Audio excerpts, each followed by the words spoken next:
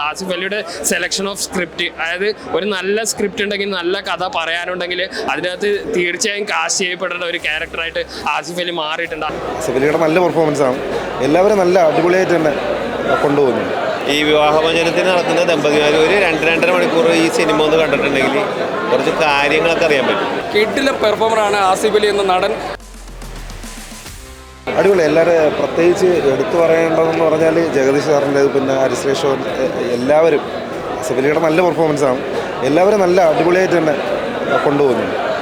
Family ഓഡിയൻസിനൊക്കെ എന്തായാലും പോയി കാണാനും ആ ഒരു എല്ലാ ഫീലിങ്സും കറക്റ്റായിട്ട് കിട്ടുന്നുണ്ട്. ആഭ്യന്തര കുറ്റവാളി വളരെ ഒരു ഫസ്റ്റ് ഹാഫിൽ നമുക്ക് സാധാരണ ഒരു ഫാമിലി ചിത്രം, ഒരു ഹസ്ബൻഡ് വൈഫ് റിലേഷനിലുള്ള അങ്ങനത്തെ ഒരു ഇതായിട്ടാണ് വന്നത്. പക്ഷേ സെക്കൻഡ് ഹാഫിലേക്ക് കടക്കുമ്പോൾ ശരിക്കും നമ്മുടെ നിയമത്തിലുള്ള ഒരു നൂലാമാല, അതായത് സ്ത്രീ സംരക്ഷണ നിയമം എന്ന് പറയുന്നത് ശരിക്കും പറഞ്ഞാൽ പുരുഷന്മാരെ ടോർച്ചർ ചെയ്യാനുള്ള നിയമമാണോ എന്ന് നമ്മൾ പല സ്ഥലത്ത് ചർച്ച ചെയ്യുന്ന ഒരു സാധനത്തെ അതിഗംഭീരമായിട്ട് സ്ക്രീനിലേക്ക് കൊണ്ടുവരാൻ ഇതിൻ്റെ എഴുത്തുകാരനും സംവിധായകനുമായ അദ്ദേഹത്തിന് സാധിച്ചിട്ടുണ്ട്. അതുപോലെ ഇതിൻ്റെ ക്യാമറ, BGM, ഡയറക്ഷൻ ഒരു രക്ഷയില്ല. കിഡിലെ പെർഫോമറാണ് ആസിഫ് അലി എന്ന നടൻ. ഹരിശ്രേഷോൻ്റെ ഒക്കെ കോമഡി ട്രാക്ക് മാറ്റിയിട്ട് നല്ല ബ്രില്യൻ്റ് ആയിട്ടുള്ളൊരു കഥാപാത്രം ചെയ്തിട്ടുണ്ട്. സിനിമ ഒന്ന് തിയേറ്ററിൽ തന്നെ പുരുഷനും സ്ത്രീകളും കാണുക. അത്ര നല്ല മികച്ച ഒരു സിനിമയാണ്. വളരെ അടിപൊളി പടം. കാരണം ഇത് നമ്മൾ സിനിമ കണ്ടിങ്ങനെ എൻട്രി വരുമ്പോഴത്തേക്കും നല്ലൊരു, അതായത് ഈ കുടുംബകോടതികളിലൊക്കെ ഈ വിവാഹമോചനത്തിന് നടക്കുന്ന ദമ്പതിമാർ ഒരു 2-2.5 മണിക്കൂർ ഈ സിനിമ ഒന്ന് കണ്ടിട്ടുണ്ടെങ്കിൽ കുറച്ച് കാര്യങ്ങളൊക്കെ അറിയാൻ പറ്റും. അല്ല വെറുതെ ചുമ്മാ ഇങ്ങനെ കോടതി കയറി നടക്കേണ്ട ഒരു ആവശ്യമില്ല. കാരണം ഡിവേഴ്സ് എന്ന് പറഞ്ഞ് നടക്കുന്നത്. കാരണം ഇത് നമ്മൾ കണ്ടിരിക്കേണ്ടതാണ്. ഇതിൻ്റെ നിയമവശങ്ങളൊക്കെ കറക്റ്റായിട്ട് ഇതിൽ കാണിച്ചിട്ടുണ്ട്, ഓരോ സെക്ഷനും ഓരോ കാര്യങ്ങളും. ഈ ഒരു സിനിമയിൽ സ്ത്രീ സംരക്ഷണത്തിന് വേണ്ടി ഉണ്ടാക്കിയ ഒരു നിയമം എങ്ങനെ മിസ്യൂസ് ചെയ്യപ്പെടുന്നു, അതിനകത്ത് കറക്റ്റായിട്ട് ഫാക്ട് ആൻഡ് ഫിഗർ വെച്ചിട്ട് തന്നെ ആ സിനിമയിൽ സംസാരിക്കുന്നുണ്ട്. അതായത് ഒരു കോർട്ട് റൂം ഡ്രാമയാണ്.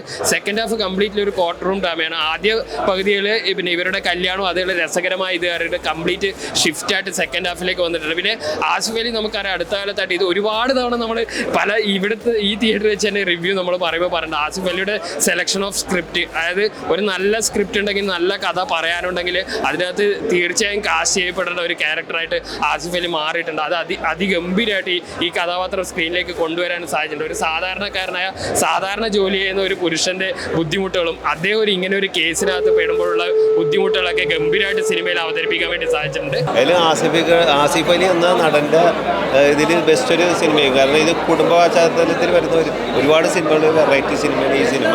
എന്തായാലും നല്ലൊരു സിനിമ എല്ലാവർക്കും കാണാം. കാരണം ഓരോരുത്തർക്കും ഉള്ള അനുഭവങ്ങൾ തന്നെയാണ് ഈ സിനിമയിൽ കാണിച്ചിരിക്കുന്നത്. നമ്മൾ അറിയുന്നത് നമ്മുടെ ചുറ്റുവട്ടം നടക്കുന്ന, അവരുടെ അയൽവക്കത്ത് നടക്കുന്ന കേസുകൾ ഒക്കെ എന്തായാലും നല്ലപോലെ എടുത്തിട്ടുണ്ട് ഈ സിനിമ. ആഭ്യന്തര കുറ്റവാളി എന്ന ആ പേര് പോലെ ഒരു കുറ്റവാളി എന്ന് വിധിക്കപ്പെടുന്നതിന് മുമ്പ് ഈ സിനിമ കണ്ടിരിക്കുന്നത് നല്ലതാണ്. നല്ലൊരു അടിപൊളി സിനിമ തന്നെ.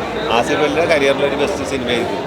പഴയ നടന്മാരായ വിജയകുമാർ, ജഗദീഷ്, പിന്നെ ഹരിശ്രേഷൻ, ഇവരത്തെ സ്ക്രീനിൽ കാണുമ്പോഴും രസമുണ്ട്. അവർക്കൊക്കെ നല്ല പവർഫുൾ ആയിട്ടുള്ള റോളും കൊടുത്തിട്ടുണ്ട്.